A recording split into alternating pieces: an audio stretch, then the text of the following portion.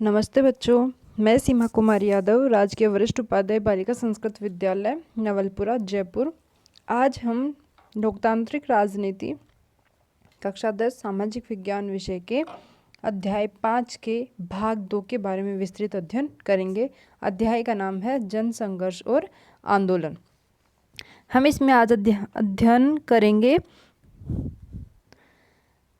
दबाव समूह और आंदोलन की। किसके बारे में अध्ययन करेंगे? दबाव समूह है और आंदोलन के। इसका जो पहला पार्ट है वो हम इसका अध्ययन भाग फास्ट में कर चुके हैं और ये इसका दूसरा भाग है। दबाव समूह है और आंदोलन होते क्या हैं? दबाव समूह है जो अगर इनकी एक सामान्य परिभाषा दी जाए तो ये क्या होते हैं? बतौर संगठन दबाव समूह सरकार की नीतियों को प्रभावित करने का कार्य करते हैं और ये किसी राजनीतिक पार्टी के समकक्ष नहीं होते हैं। अर्थात जो दबाव समूह होते हैं वो एक संपूर्ण संगठन होता है जो सरकार और राजनीतिक दलों को प्रत्यक्ष या अप्रत्यक्ष रूप से उनकी मांगों को बदलने के लिए क्या करते हैं? ये प्रभावित करते हैं। ये किसी राजनीतिक दल का हिस्सा नहीं होते हैं। इसके साथ ही जो दबाव समूह है वो सत्ता पर प्रत्यक्ष नियंत्रण नहीं रखना चाहते हैं। इनकी सबसे बड़ी बात यह है कि ये सिर्फ मांगों को परिवर्तन करने के लिए होते हैं। ये सत्ता के जो नियम है या जो सरकार है उसको बदलने में ये विश्वास नहीं रखते हैं। अब देखते हैं इनका जो कार्य प्रणाली है कि ये किस प्रकार से कार्य करते हैं। तो इसमें समान पेशे अर्थात समान जिनका व्यवसाय है, समान हित, आकांक्षा और मत के लोग जब एक समान उद्देश्य के लिए, जब सभी लोगों का एक मत हो, एक उद्देश्य हो, आकांक्षा, उनकी समान इच्छाएं हो, तो वो क्या करते हैं? एक संगठन का निर्माण कर लेते हैं और संगठन का निर्माण करके किसी एक मुद्दे को लेकर सरकार के सामने अपना मत रखते हैं, उनको प्रेशराइज करते हैं, उनको प्रेशर डालते हैं, दबाव बनाते हैं कि वो किसी भी तरीके से क्या करे, इन संबंधित मांगों को लेकर अपना निर्णय बदलने की कोशिश करें। इसके में हम इसको जन संघर्ष या लोकतंत्र के लिए दूसरा आंदोलन भी कहा गया है। तो अगर दबाव समूह को क्या कहा जाता है? एक जो जन आंदोलन था वो खुले में किया जाता है, जो दबाव समूह है वो अपना कार्य किसी अन्य प्रकार से करते हैं और इसलिए इनको दूसरा आंदोलन के नाम से भी क्या करते हैं? जाना जाता है। जिसमें जन आंदोलन में हम देखते हैं कि ये जो सामूहिक कार्यवाही है वो जन आंदोलन जैसा व्यवहार हमने सुनता है। जैसे हमने देखा था नर्मदा बचाओ आंदोलन, सूचना के अधिकार का आंदोलन, महिला आंदोलन, पर्यावरण आंदोलन। ये क्या है?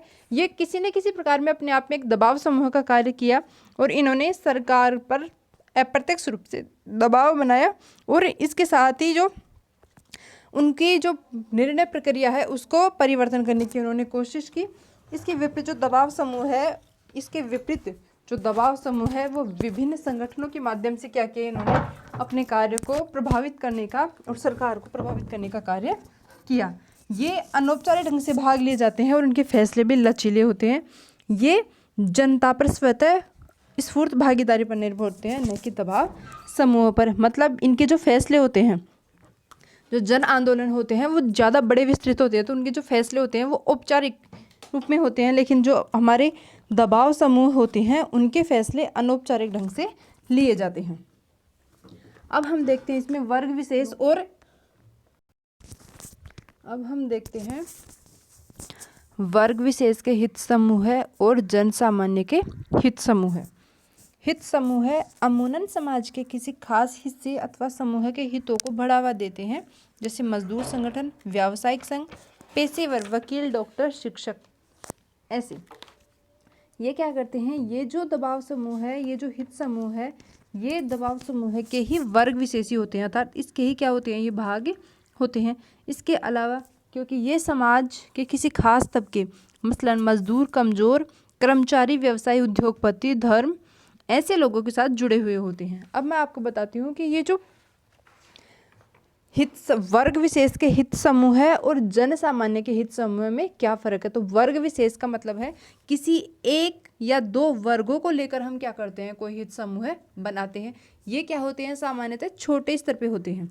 ये जो भी समुदाय होते हैं वो सामान्यतः छोटे स्तर पे होते हैं और ये क्या करते हैं किसी खास हिस्से के, जैसे मजदूर संगठन है, वो अपने बस मजदूरों की बात करेंगे। किसी एक खास जिले की कोई समस्या है तो उस जिले में कोई छोटा हित समूह है जिनकी सभी के लोगों की क्या है, समान समस्या है। जैसे पेयजल की समस्या है, किसी स्थान विशेष में कहीं पर गुंडागर्दी की समस्या है, कहीं पे किसी विद्यालय की कुछ समस्या है, तो इसकी वजह से क्या होता है, किसी छोटे मुद्दे को लेकर या किसी छोटे क्षेत्र के मुद्दे को लेकर अगर कोई मतलब दबाव बनाया जाता है सरकार पे, तो उसे वर्ग विशेष का हित समूह है। वर्ग विशेष मतलब किसी छोटे समूह के आधार पर हम इसको बनाते हैं। लेकिन कुछ संगठन समाज के किसी एक तबके के हितों का प्रतिनिधित्व नहीं करते, बल्कि ये क्या करते हैं, सर्वमान्य, मतलब कुछ संगठन ऐसे होते हैं जो किसी प्रॉपर एक वर्ग विशेष को, किसी जाति विशेष को लेकर नहीं होते, बल्कि ये संपूर्ण किसी अन्य समस्या को लेकर होते हैं जिनमें उनका खुद का कोई फायदा नहीं होता है, किसी देश विशेष का क्या होता है, इसमें फायदा होता है। ऐसा संगठन जिस उद्देश्य को पाना चाहते हैं उसके सदस्यों को कोई लाभ नहीं होता, मतलब वे उनके खुद का प्रॉपर स्वयं का निजी लाभ नहीं होता है, वो किसी समस्या विशेष को लेकर क्या करते हैं, सरकार का ध्यान आकर्षित करने का प्रयास करते हैं। हमने जब पढ़ा था बोलीविया का धर्म जो जल नीति थी, जो निजीकरण को लेकर जो समस्या थी, उसको सरकार के सामने उस समस्या को रखा किसने, तो उस समस्या को किसने रखा था, फेडेकोर संस्था। किसने, फेडेकोर नामक एक संस्था थी, उन्होंने रखा था। तो फेडेकोर को प्रॉपर खुद का कोई निजी लाभ नहीं था इस पे, उसने वहाँ की बोलीविया की जो जल संकट की जो समस्या थी उसको उभरने के लिए उन्होंने क्या किया था, ये जन विद्रोह या जन आंदोलन किया था। दूसरे किस्म के संगठनों को जन सामान्य हित समूह अथवा लोक कल्याणकारी समूह है कहते हैं। और हमारा जो ये मैं बता रही हूँ जन सामान्य का जो हित समूह होता है उसको लोक कल्याणकारी, ये प्रॉपर किसी एक जगह के लिए तो होता नहीं है, ये पूरे संपूर्ण समाज के लिए, संपूर्ण लोगों के लिए संपन्न होता है, इसलिए इसे लोक कल्याणकारी समूह भी कहा जाता है। दूसरा है, जैसे हम इसके अगर उदाहरण देखें तो बंधुआ मजदूरी। बंधुआ मजदूरी, आपको पता होगा कि बंधुआ मजदूरी क्या होती है। जो 14 साल से नीचे के जो बच्चे हैं, बालक हैं, उनको पढ़ा के नहीं बल्कि उनको बेगार के माध्यम से क्या की जाती है, उनसे काम करवाया जाता है, उनसे श्रम लिया जाता है, उसके बदले में उनको कोई पैसे नहीं दिया जाता है, तो उसे बंधुआ मजदूरी कहते हैं। तो इस समस्या से निपटने के लिए एक लोक कल्याणकारी हित समूह ने सरकार के सामने इसकी आवाज़ उठाई। तो उसका कोई जाति विशेष का थोड़ी है कि उसके जाति के बच्चों को ही क्या किया जाता है, बंधुआ मजदूर बनाया जाता है, या किसी और कुछ समस्या है, तो बल्कि ये तो एक सर्वमान्य समस्या है, समस्त जातियों के लिए क्या है, ये एक अभिशाप की तरह है। तो ऐसे अगर कोई मुद्दे लेकर सरकार के सामने पेश करता है तो उसे सर्वमान्य हित समूह कहा जाता है। इसके साथ ही हम एक और अगर उदाहरण देखें तो बाम सेव, ये कभी कभी क्या हो जाते हैं, किसी कम्युनिटी विशेष के लिए, कम्युनिटी विशेष चीज़ को लेकर भी क्या करते हैं, ये आंदोलन करते हैं। जैसे बाम सेव, बैकवर्ड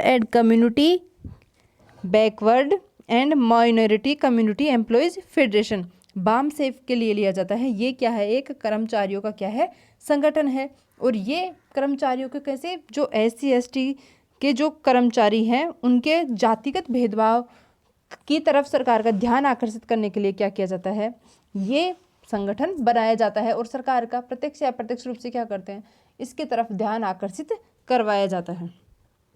यह संगठन जातिगत भेदभाव के अपने शिकार हुए सदस्यों की समस्याओं को देखता है और सरकार को इससे अवगत कराता है। इसलिए ये क्या होते हैं, दो प्रकार के मैंने बताया, एक होता है वर्ग विशेष के लिए और दूसरा होता है किसी जाति विशेष के लिए, या जो सर्वमान्य, किसी सर्वमान्य लोक कल्याणकारी रूप में क्या करते हैं, ये किसी भी सामान्य समस्या को लेकर सरकार की तरफ अपना ध्यान आकर्षित करते हैं।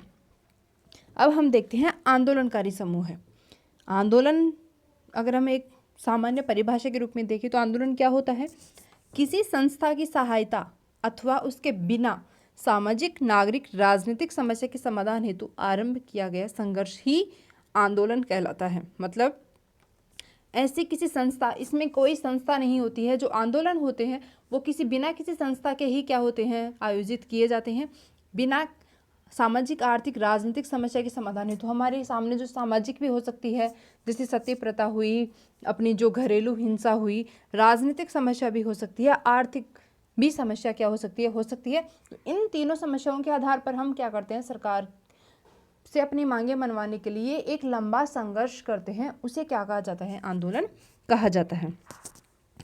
दबाव समूह के समान किसी आंदोलन में कई तरह के समूह शामिल होते हैं। हमने इसके ऊपर कुछ उदाहरण भी देखे। इसके अंदर नेपाल में उठे आंदोलन के जो विशिष्ट उद्देश्य था राज्यों को अपने आदेशों का वापस लेने के लिए बाध्य करना। इन आदेशों के द्वारा राजा ने लोकतंत्र को समाप्त तो कर दिया। भारत में नर्मदा बचाओ आंदोलन ऐसे आंदोलन का एक अच्छा उदाहरण माना जाता है। नर्मदा जो हमारा एक आंदोलन था, नर्मदा बचाओ आंदोलन, वो मेघा पाटेकर के रूप में ये लागू किया गया था। इसमें क्या था कि ये जो नर्मदा बचाओ आंदोलन, जो नर्मदा बांध बनाया जा रहा था नर्मदा नदी पर, उसको रोकने के लिए कहा था कि भाई इसकी वजह से क्या होगा, जो इसके आसपास के जितने भी गांव हैं उनको क्या होगी, समस्या होगी, पेड़ों को कितनी मात्रा में उस बांध के लिए काटा जाएगा। इन सभी को रोकने के लिए सरकार का क्या किया गया था, ध्यान इसकी तरफ आकर्षित किया गया था। तो ये बिना किसी संस्था के चलाया गया था। नर्मदा बचाओ आंदोलन किसी संस्था या किसी संगठन या किसी दबाव समूह के अंतर्गत नहीं चलाया गया था। ये एक स्वतंत्र रूप में चलाया गया एक लंबा संघर्षशील क्या था, एक आंदोलन था। किसी एक मुद्दे पर आधारित ऐसे आंदोलन को बरकस उन आंदोलनों में रखा जाता है जो लंबे समय तक चलते हैं। जैसे ये पर्यावरण का आंदोलन, महिला आंदोलन, ये प्रॉपर किसी ऐसे नहीं होता कि हमें इतना समय में इस आंदोलन को पूरा करना है। ये लंबे समय तक चलते हैं। इनकी जो नीतियाँ होती है वो समय समय पर परिवर्तन होती रहती हैं। इसलिए ये क्या होते हैं, ये लंबे समय तक चलने वाले क्या होते हैं, आंदोलन होते हैं। अगर हम देखें कि एक जो व्यापक आंदोलन होते हैं वो ढीला ढाला सा सर्वसमावेशी संगठन भी होता है। मिसाल के लिए अगर हम देखें तो हमारे पास एक आंदोलन है national alliance for people's movement, एक ऐसा ही संगठनों का संगठन है जो मतलब ये जो हमारे आंदोलन भी होते हैं ना, ये भी किसी प्रॉपर एक संगठन के अंतर्गत रह के काम करते हैं। तो वो जो संगठनों का संगठन जो इन आंदोलनों को जहाँ से कुछ दिशा निर्देश मिलते हैं, कुछ उनकी क्रियाविधि निश्चित होती है, तो वो संगठन कौन सा है, national alliance for people's movement NAPM।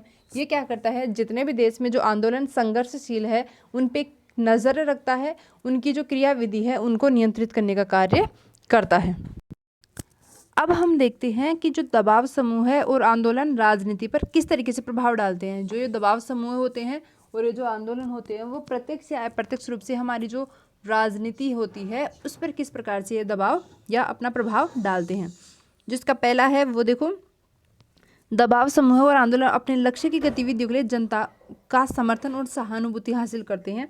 इसके लिए वो क्या करते हैं, सूचनाएं प्रकाशित करते हैं, अभियान चलाते हैं, बैठक बुलाते हैं, अर्जी दायर करते हैं और सबसे बड़ी बात वो इसमें मीडिया का सहारा लेते हैं। तो इसका जो पहली जो क्रियाविधि है वो क्या करते हैं, किसी भी आंदोलन को शुरू करने से पहले हमारे देश की जनता को क्या करते हैं, उसके प्रति अवगत कराया जाता है कि भाई हमारे साथ ये समस्या हो रही है, हम इसको क्या करें, एक साथ मिलकर इस समस्या को सरकार के सामने रखेंगे तो सरकार किसी न किसी रूप में क्या करेगी, हमारी मदद करने का प्रयास करेगी। तो वो सबसे पहले क्या करते हैं, सूचनाएं प्रकाशित करवाते हैं, लोगों को उनकी तरफ आकर्षित करते हैं, बैठकें बुलाते हैं और सबसे बड़ा इनमें जो सहयोग करता है वो हमारा मीडिया इसमें क्या करता है, सहयोग करता है। दूसरा जो तरीका हम लोग अपनाते हैं राजनीति पर प्रभाव डालने के लिए वो होता है हड़ताल। क्या होता है, हड़ताल। और जो हमारी जो सरकारी कामकाज है, जो भी सरकारी प्रक्रियाएं हैं उनमें हम प्रत्यक्ष या अप्रत्यक्ष रूप से क्या करते हैं, बाधा डालते हैं। तो सरकार का ध्यान कुछ ही दिनों में इस समस्या की तरफ हो जाता है। हमारे जो तीसरा जो प्रकार है वो है लॉबिस्ट। हमारे जो महंगे विज्ञापनों के माध्यम से भी क्या करते हैं, हम सरकार का ध्यान हमारी तरफ आकर्षित करने का प्रयास करते हैं। और जो सरकार को जो सलाह देती हैं जो समितियां, उन समितियों का भी क्या करते हैं, हम उन समितियों की तरफ हमारा ध्यान आकर्षित करवाया जाता है ताकि वो सरकार को जल्दी से जल्दी इन समस्याओं के बारे में अवगत करा सकें। हालांकि दबाव समूह है और आंदोलन दलीय राजनीति में सीधे भाग नहीं लेते, वे राजनीतिक दलों पर ही असर डालना चाहते हैं। हम देखते हैं कि जो हमारे जो दबाव समूह है वो स्वयं कभी भी राजनीति में प्रवेश नहीं करना चाहते हैं। वो हमेशा राजनीतिक दलों के माध्यम से ही क्या करते हैं, इन समस्याओं को सरकार की तरफ आकर्षित करवाने का प्रयास करते हैं।